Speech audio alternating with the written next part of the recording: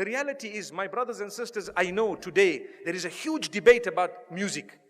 I want to mention again, we spoke about logic a little bit earlier. We know from a religious perspective, the ruling. Let's speak about from a logical perspective. Wallahi, now I have done my own little research with non-Muslims. And I have asked religious non-Muslims, I'm talking of Christians and Jews and Hindus, etc., naming top pop stars from the music industry. Would you allow your children to listen to this person? Never. Would you allow them this? Never. Would you allow them that? Never. Why? It's dirty, it's immoral, it's filthy, it's degrading, and it's unacceptable. Not in my home. But you're a Christian, I know, not allowed. But you're a Jew, not allowed in my home. But you're a Hindu, never, not with my children. Why?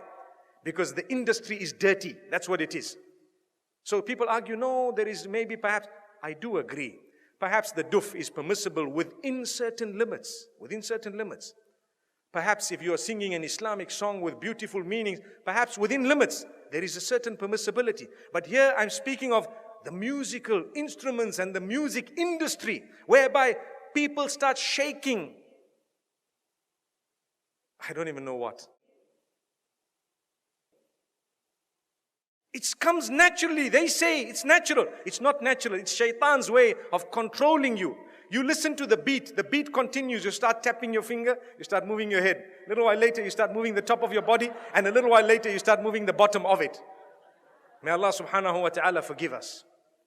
And the words have become so dirty, my brothers and sisters, that it is a sign of the hour. And people say, nothing wrong. My brother, you have a beard that reaches the ground and you're still bopping. Astaghfirullah. May Allah forgive you and forgive all of us. You cannot do that. We need to be careful. I want to teach you something very, very beautiful. Why don't you replace that with the Quran? Melodious recitation. Listen to Ra'ad al-Kurdi. Listen to anyone else that you would perhaps like, Sa'ad al-Ghamidi. Beautiful recitals of your choice. Abdul Basit, Abdul Samad, whoever else you like. There will be so many people. Replace it. It's beautiful. It's soothing.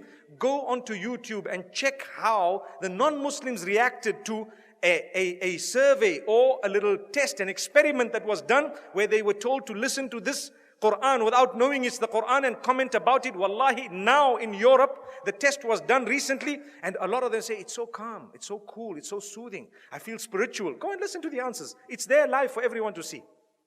And we Muslims who have the Quran, we are not achieving any soothing, no comfort, no nothing from this. How and why? Surely you can replace it. I would rather be resurrected and arrive in the presence of Allah subhanahu wa ta'ala, having known as a person who gave up dirty music for the words of yours, O Allah. I didn't want to listen to all of this. I gave it up. I know there was a debate about halal, haram. I do know the majority of the scholars said it's not permissible. I do know some of them said, okay, within a certain scope it's okay. But remember, those who say within a certain scope it's okay, none of them say that the musical industry of today is permissible. Not even one of them.